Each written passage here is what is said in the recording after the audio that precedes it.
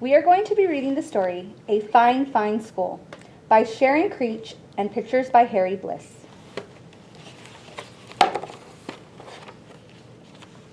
Mr. Keene was a principal who loved his school. Every morning he strolled down the hallway and saw the children in their classes.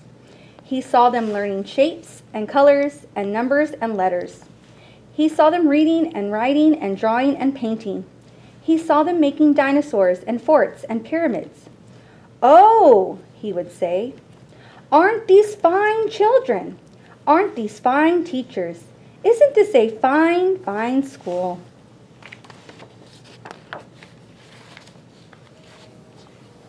Near Mr. Keene's school, Tilly lived with her parents and her brother and her dog, Beans, in a small house next to a big tree. On Mondays and Tuesdays and Wednesdays and Thursdays and Fridays, Tilly went off to school. At school, Tilly learned her shapes and colors and numbers and letters. Sometimes, when she saw Mr. Keene standing in the hallway, he waved. "Aren't these fine children?" he said to himself. "Aren't these fine teachers? Isn't this a fine, fine school?" On the weekends, Saturday and Sunday, Tilly climbed her favorite tree. "I'm stuck! Get help!" And she took Beans on walks and threw him sticks. "Let go now, Beans!" And she pushed her brother on a swing and tried to teach him how to skip. "Be one with the skip." But on Mondays and Tuesdays and Wednesdays and Thursdays and Fridays, Tilly went off to school. Beans and her brother did not like to see her go. "Hurry, hurry, hurry home," her brother called. One day, Mr. Keene called all the students and teachers together and said, "This is such a fine, fine school. I love this school. Let's have more school. From now on, let's have school on Saturdays too." The teachers and the students did not want to go to school on Saturdays, but no one knew how to tell Mr. Keene that. He was so proud of the children and the teachers, of all the learning they were doing every day. And so, that Saturday, Tilly set off for school. "But it's Saturday! What about the swings?" her brother called. The following month, Mr. Keene announced, "This is such a fine, fine school. I love this school. Let's have more school.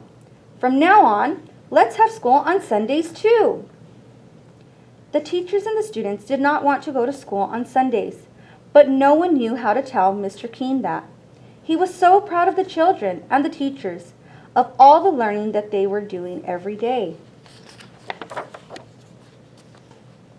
And so, that Sunday, Tilly set off for school. "But it's Sunday! What about the skipping?" her brother called. The following month, Mr. Keene called everyone together and said, "This is such a fine, fine school. I love this school. Let's have more school. From now on, let's have school on holidays too, on Easter and Ramadan and Thanksgiving and Christmas and Hanukkah, on all the holidays on every calendar." The teachers and the students did not want to go to school on holidays, but no one knew how to tell Mr. Keene that. He was so proud of the children and the teachers, of all the learning they were doing every day. And so on Christmas, Tilly set off for school.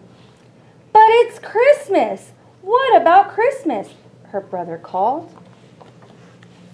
The following month, Mr. Keene called everyone together and said, "This is such a fine, fine school. I love this school. Let's have more school. From now on, let's have school in the summer too, all summer long, every single day." "How much we will learn," he said. "We can learn everything. We will learn all about numbers and letters, colors and shapes, the Romans and the Egyptians and the Greeks. We will learn about dinosaurs and castles and everything. We will learn everything." The teachers and the students did not want to go to school on Saturdays and Sundays and holidays and all summer long, every single day. But no one knew how to tell Mr. Keene that. He was so proud of the children and the teachers, of all the learning they were doing every day. And so, on the first day of summer, Tilly set off for school.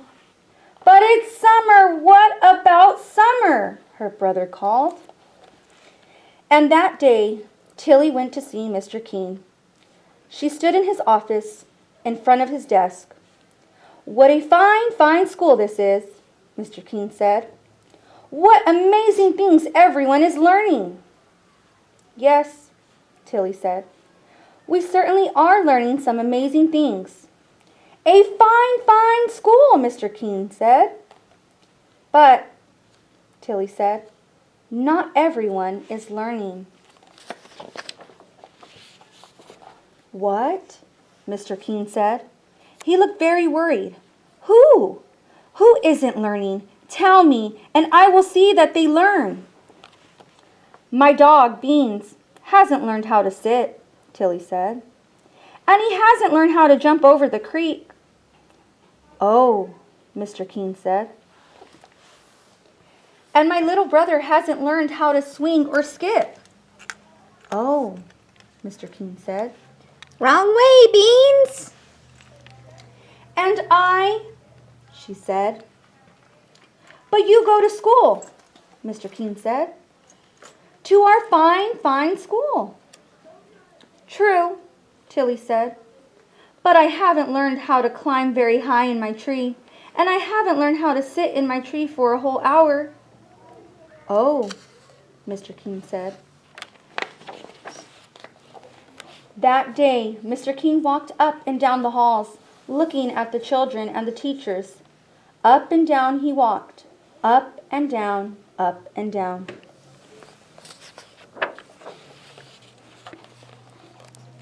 The next morning, Mr. Keene called everyone together. The children and the teachers were very worried. Mr. Keene said, "This is a fine, fine school with fine, fine children and fine, fine teachers, but not everyone is learning." The children and the teachers were very, very worried.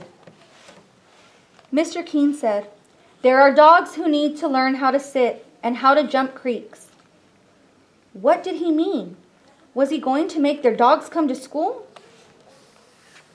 "There are little brothers and sisters who need to learn how to swing and how to skip." What did he mean?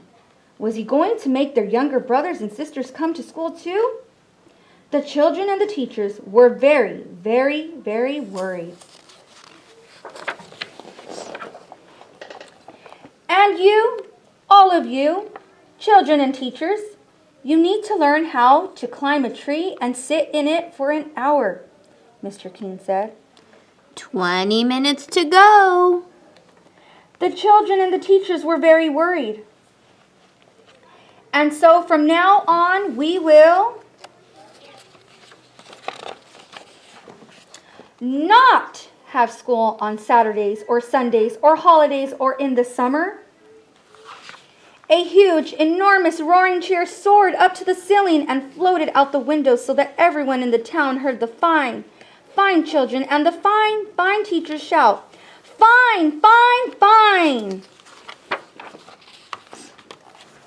And the fine, fine children and the fine, fine teachers lifted Mr. Keene up, and they carried him down the hallway and out the doors and through the town, up and down, in and out. And everywhere they went, the people said, "What a fine, fine school, with such fine, fine teachers and fine, fine children, and a fine, fine principal." Thank you, Mrs. Reyes, for reading the A fine, fine school. Have a great day, Gators.